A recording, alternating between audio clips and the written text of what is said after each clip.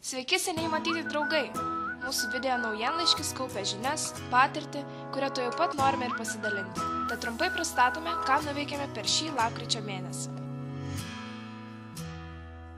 Istorija teigia, kad 1941 metais Londone vykusiame tarptautinėme studentų susitikime buvo nuspręsta lapkričio 17-ąją laikyti tarptautinę studentų dieną. Tad neišimtis ir VUSA-KF studentai, jie taip pat švenčia savąją dieną. Šiais metais studentų dieną organizavo Ligita Brasaitė su kitais keliais socialinės srities atstovais. Jie vaikščiojo po fakultetą ir uždavinėjo klausimus, o atsakiusieji arba pataikiusieji į dartų taikinį laimėdavo prizą. Išties paprastas, bet naudingas mūsų dienos paminėjimas.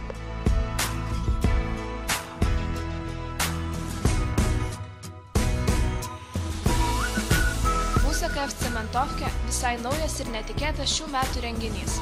Jo metu atstovybės nariai ne tik artimiau susipažino, bet ir praleido labai įsimintiną sekmadienį Trakuose.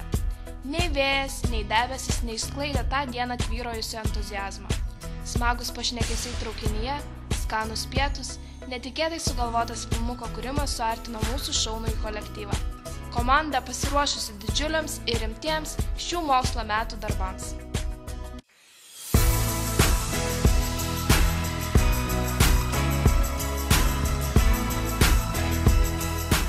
Šių metų rudens išvažiuojamieji mokymai Pikelionyse buvo orientuoti į komandos formavimą, motyvavimą, kūrybinių konfliktų bei problemų sprendimą, kuriuos organizavo žmogiškųjų išteklių srities koordinatorė Ieva Genevičiūtė.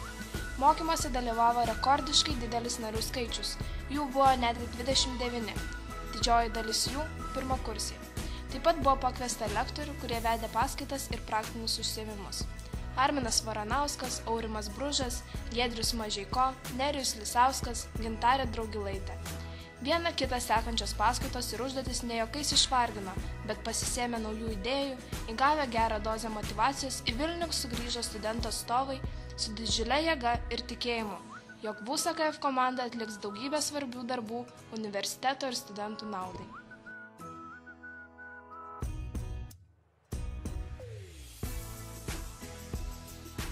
Visą lapkritį vyko ypač intensyvus informacijos dienų pasiruošimas.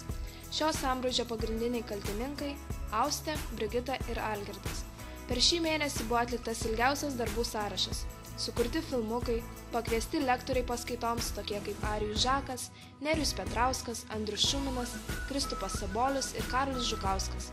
Taip pat buvo platinta reklama, puoštas takelis ir universitetas, rengta chill zona, dalintos skrajutės, pardavinėti bilietai, o kur dar krūva kitų darbų. Atliktų darbų rezultatas – vertingos paskaitos, į kurias susirinko tiek žmonių, kad netilpo net į auditorijas. 4 dienų renginio maratoną vainikavo uždaromasis vakaras kartu su Naudydžiais, Erika Jennings, Yoko Ono ir DJ Sviks, pralinksminęs atpalaidavęs kiekvieną po sunkių lapkričio darbų. Kaip matot, lapkritis pilnas įvairiausių nuotykių ir darbų. O mes tikimės, kad gruodį patirsime ir nuveiksime dar daugiau. Susitiksime jau kitais metais. Visada jūsų VUSA-KF.